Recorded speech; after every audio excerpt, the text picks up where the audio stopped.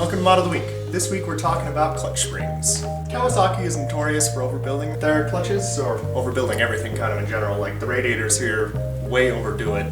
The clutch is very, very good. It handles the 350 kit very well, that extra increased power. It will probably handle anything that I put on here already, but at a certain power level, this will start slipping. On my brother's bike, which has a 351 and the aftermarket exhaust and a pumper carb, if you go really intense with it, you will notice some slipping just in the initial part where you're trying to really rev the engine. But it's not like that big of a problem. You have to like shift gears and rev up to like 10,000, to the rev limiter to really feel any slipping, just real fast.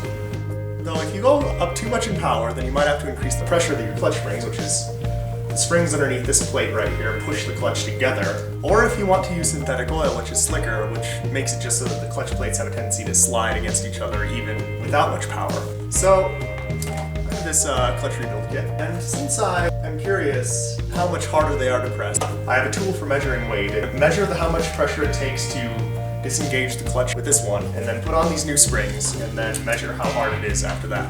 So if you're going to change your clutch plates out, it's very critical to make sure to soak them in oil, else then this cork gets all wet.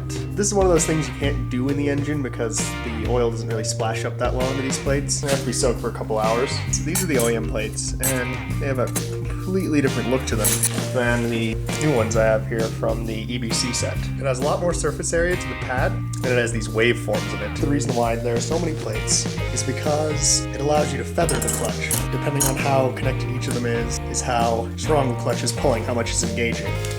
So when you're putting in these clutch parts, you alternate cork plates with the metal. The very last plate, it's offset one. The pressure plate doesn't sink in all the way and completely destroy your clutch.